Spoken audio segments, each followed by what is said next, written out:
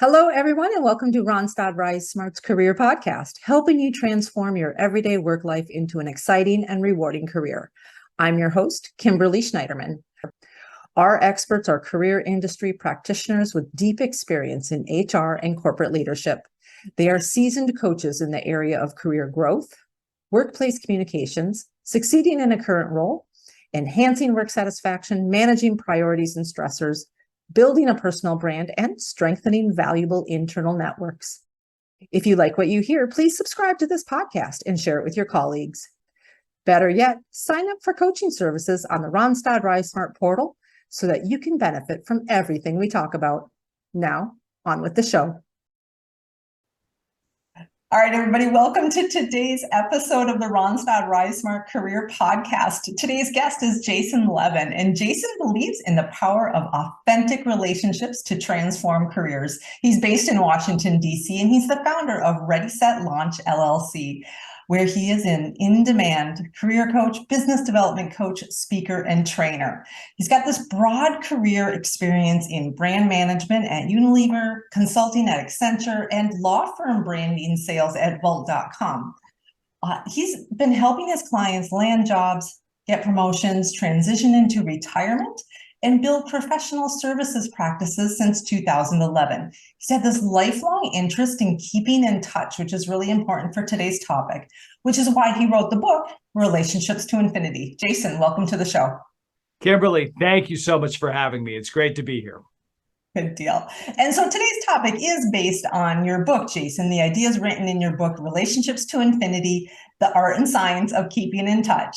And throughout today's episode, our audience is going to hear you talk about ideas and best practices for keeping in touch, understanding why it's important and why it's so hard to do, and then also the influence it can have on your career. Jason, are you ready to get started? Kimberly, I can't wait to talk about this topic. This is my favorite topic. So. Fantastic. All right, so let's start by giving our audience some background. Where did the inspiration come from for this book? You know, when I started my practice 11 years ago, I actually told my wife, I'm going to write a book and it's going to be called Relationships to Infinity, because even back then I was fascinated by the concept of we say keep in touch and yet we don't. Fast forward 10 years later, and I've got this practice, and then we're going into the pandemic where we're all virtual. And every year I'm like, I'm going to write the book. I'm going to write the book. And my wife was even tired of me talking about, this notion of a book that never happened. And what I noticed during the pandemic is that we all turned into wilted flowers. And I said to myself, now's the time, because even I felt lonely. I felt like I needed more connection. And so I wanted to do a deeper dive.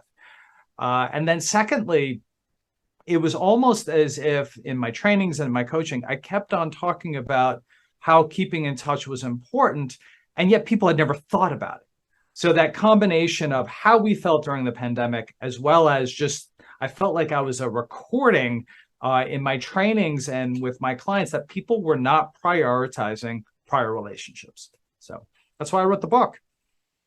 Okay, so let's talk a little bit about what it means to keep in touch. Right. When you think of it, like, what are some examples of that in your mind? So for me, keeping in touch is first about even identifying the people that have had a favorable impact on you and in your life. So for me, keeping in touch is both a professional lane and a personal lane. This notion of friendship can cross into professional, and it's also personal. So it's not something you need to be in touch with the same person on an everyday basis.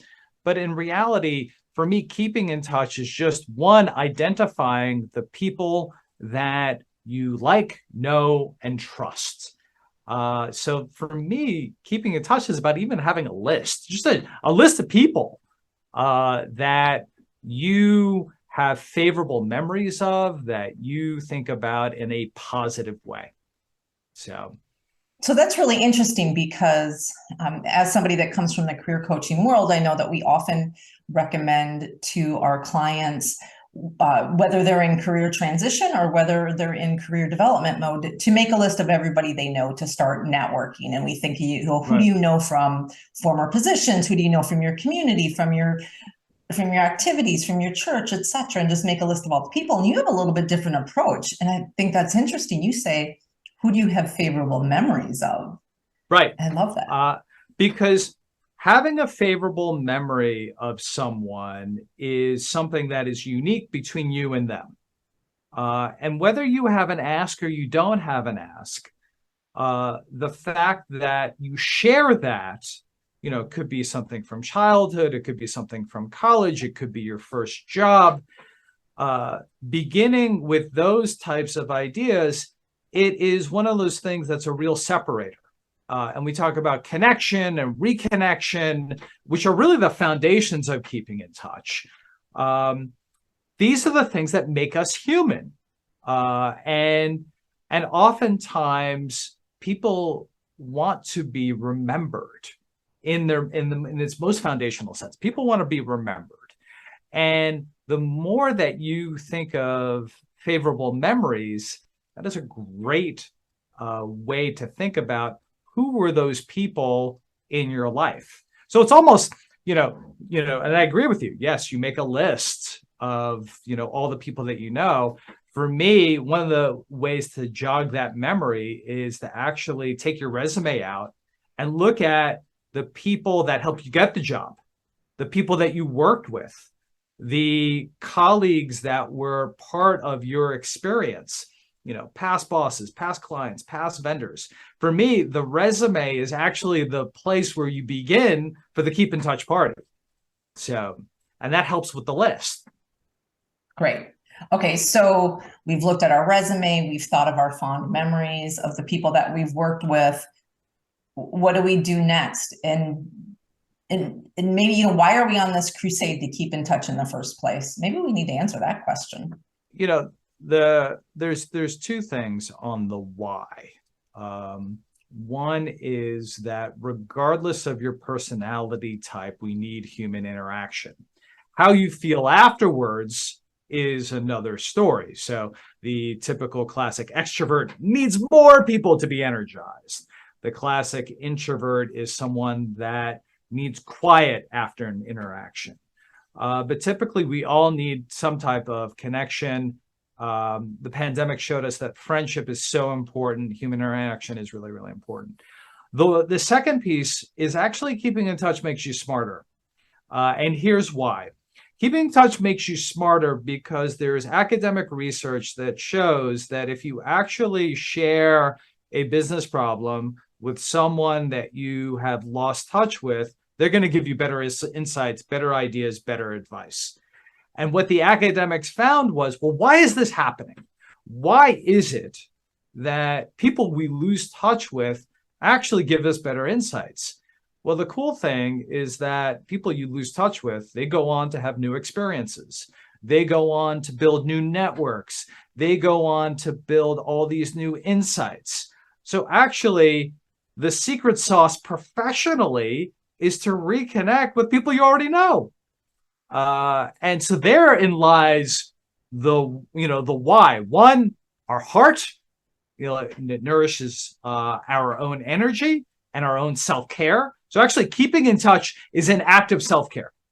And then secondly, keeping in touch actually helps us better at our jobs. So it's fantastic.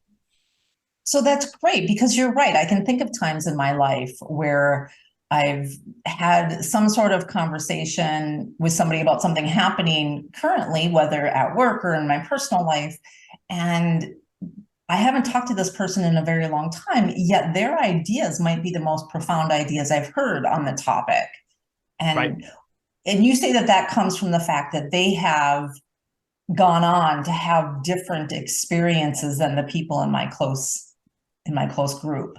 Right. So you and I, Kimberly, are talking in 2022. And let's say we don't talk until 2025.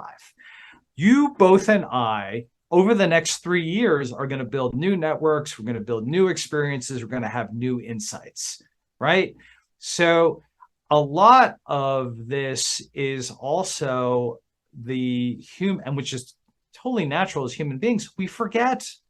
We want to keep in touch, but we have no way of reminding ourselves of all these past experiences. And so it is so underutilized. The notion, and we don't even think about it. It's not even on our radars. And that's why I wrote this book, is that when we think of, our networks and we think about networking, too often we're concerned about people we don't know. Mm-hmm. And we go in this whole rabbit hole. I don't know this person. I don't know that person. When in reality, the opportunity is in the people you already know. So the people you already know is right in front of you. And so I'm on a crusade to help people think about networking and their networks in their most classic sense, that your best use of time, if you do nothing after this conversation, pick one person, share a favorable memory with them, and get back in touch with somebody. That is an incredible use of time. All right, so we have our first assignment of the day. First assignment of the day, because there we go. And the reason why sharing a favorable memory is the way to do it is that there's social science behind nostalgia.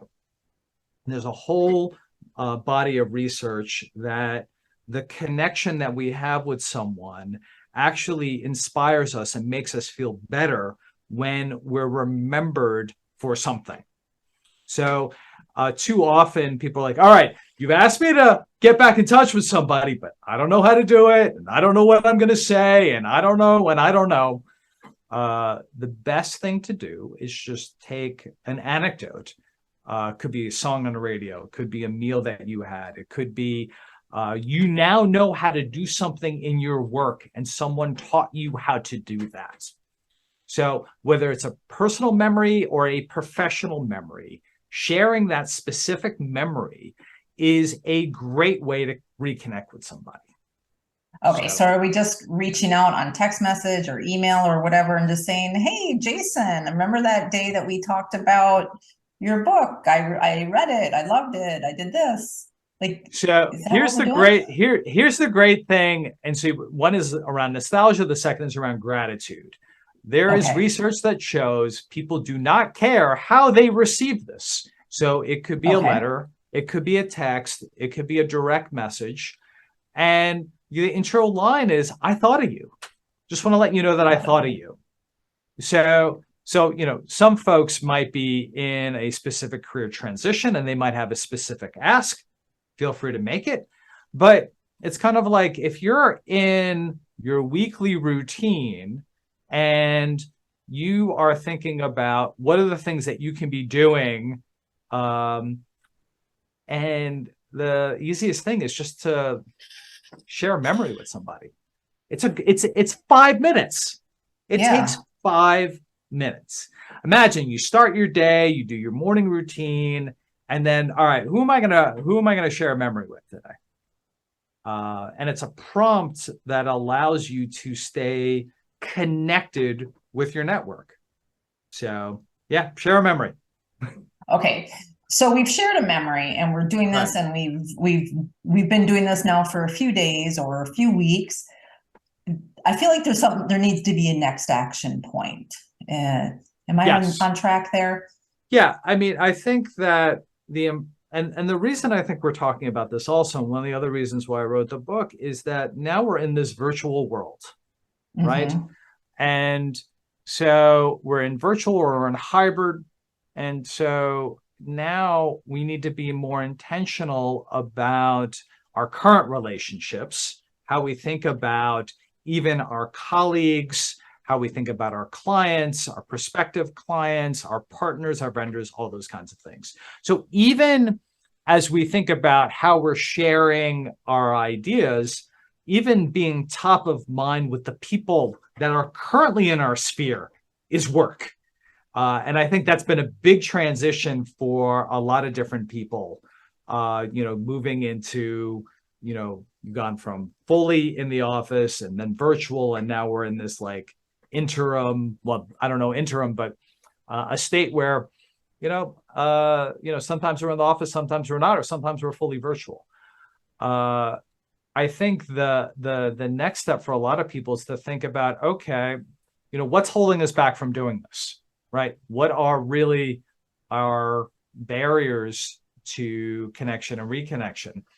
And so I did research on that as well. And one of the top reasons why we don't reconnect with people is guilt. We feel guilty that we were the ones that, massively ended this relationship, when in reality, the relationship fizzled. And so nobody was at fault, but, it's something that's holding us back in our own heads. And so what we need to remind ourselves is what's the most likely scenario, because often the most likely scenario is the person will be happy to hear from you. But too often we come up with all the different reasons why you're not going to reconnect with that person. And so I call that the Bermuda keep in touch triangle. So in the Bermuda Triangle, ships and planes get lost forever. And often so do our own intentions of connecting and reconnecting. We say, all right, make a list, share a memory. Like, well, hold on a second here. We're ignoring the natural things that happen in our mind. So we feel guilty. We are afraid of what might happen. We get worried about the potential negative impact. We might look silly. We might look dumb. When in reality, that person is probably just happy to hear from you, or had something going on in their life where you just lost touch. Gotcha.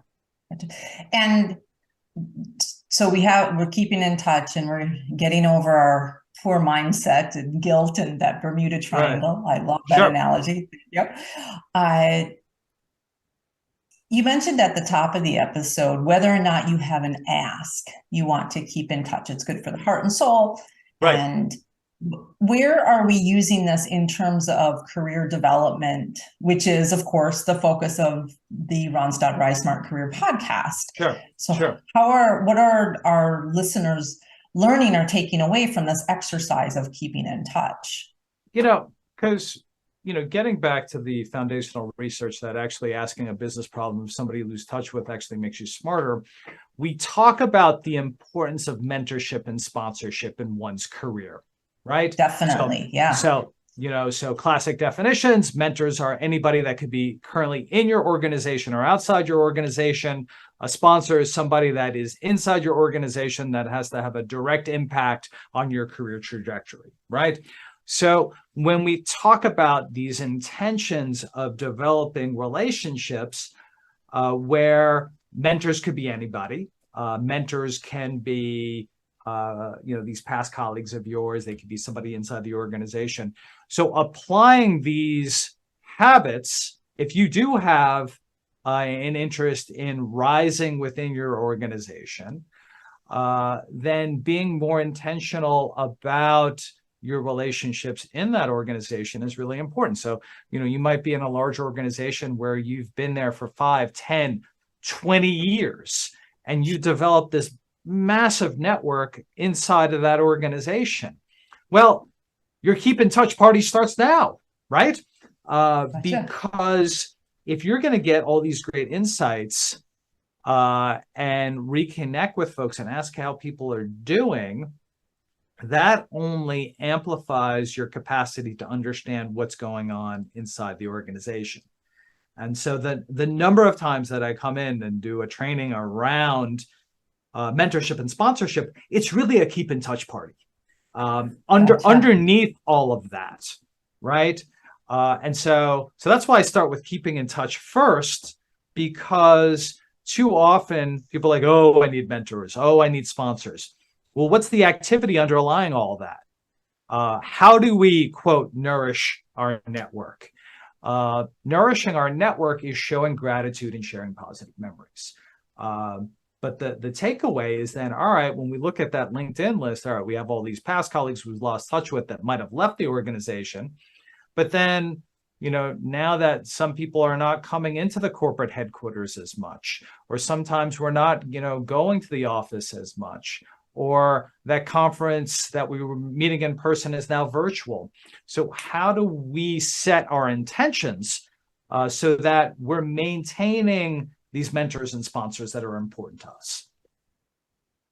Yeah, definitely. And on the flip side of that, or another side of that, I'm privy to a lot of articles geared toward HR and leadership where they're being given advice on how to help manage their workforce now that so many people are working virtually, and how to create that sense of community that we know that is important with workplaces, in terms of ensuring productivity and ensuring strong relationships and ensuring that we know what's happening with our workforces.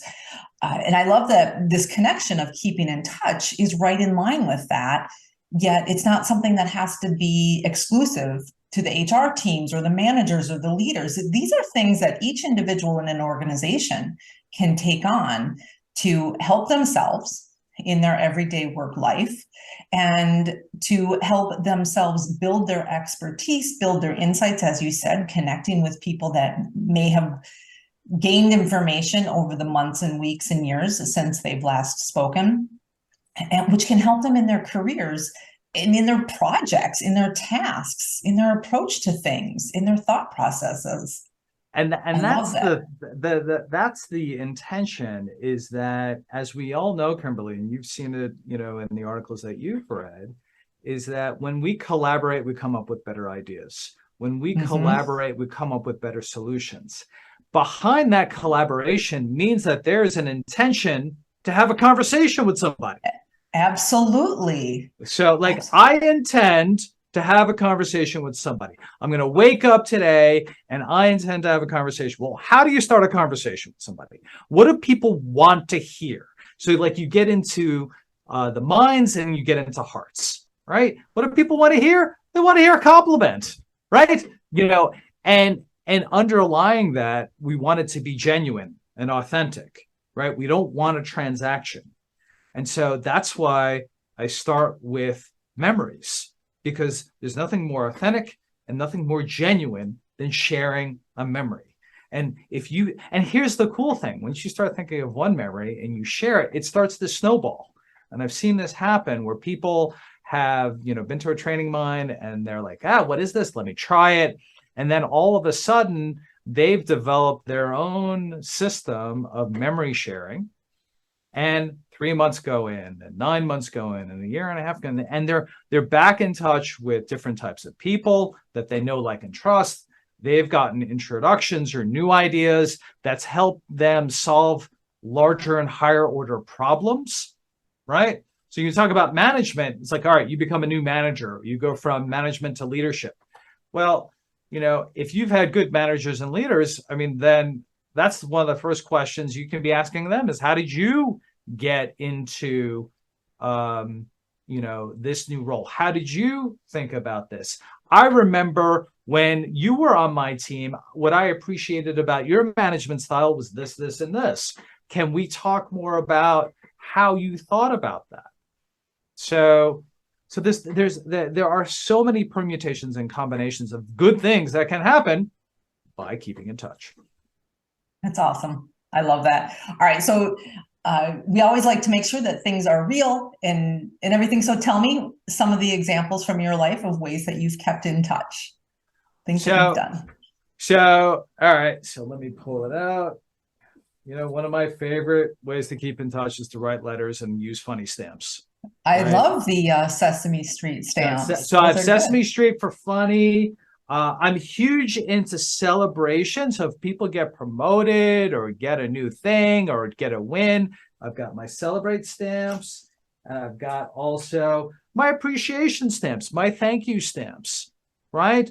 So how do I keep in touch? I actually, before I go on a business trip or a personal trip, I'll make 5 or 6 labels.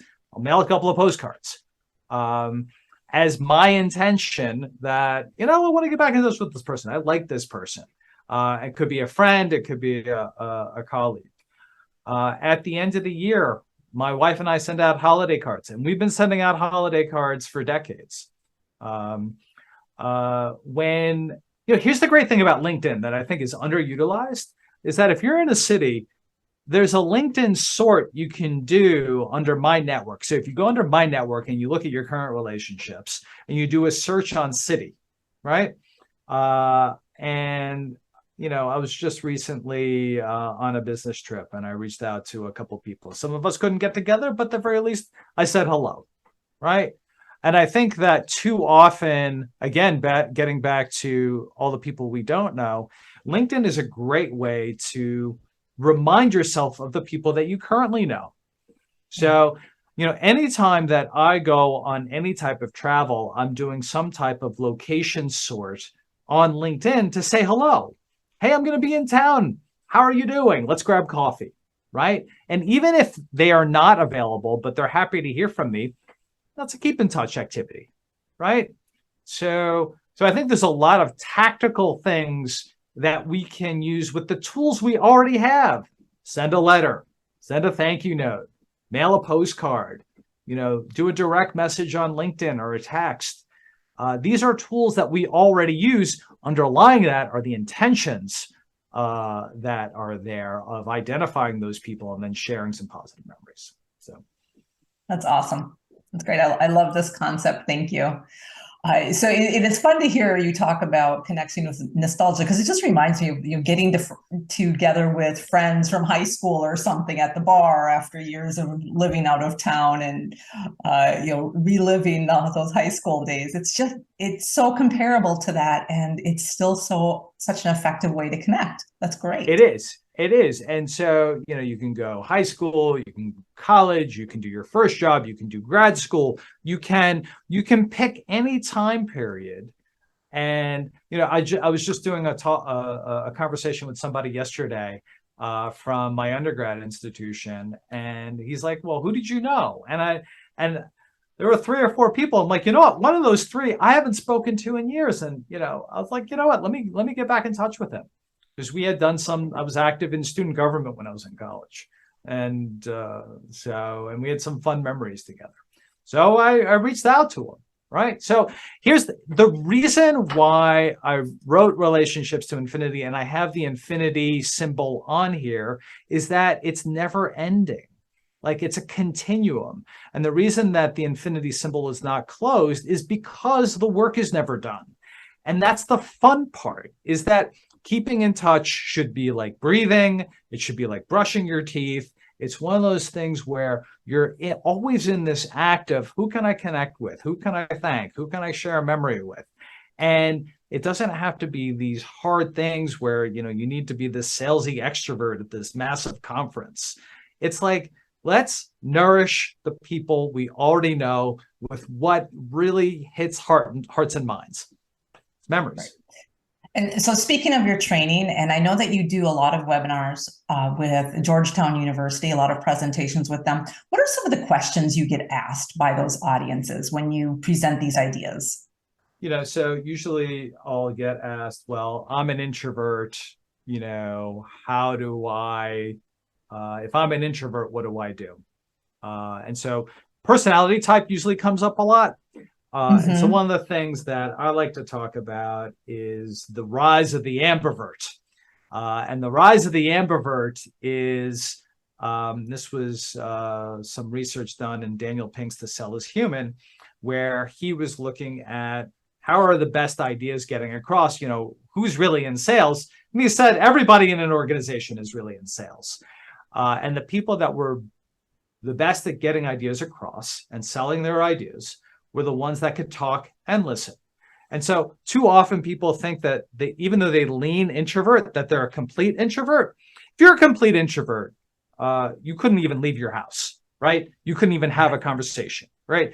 So some people have introversion, and that's completely normal. But reality, what they're talking about is just the awkwardness and the shyness of initiating a conversation.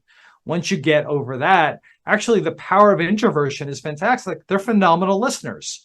And that's part of the Ambervert strength, is the ability to listen. You combine that with the extrovert that's more than happy to like send the email, send the text, set up the meeting, but they can't stop talking. Gotcha. So extroverts think they're amazing networkers because they're talking all the time.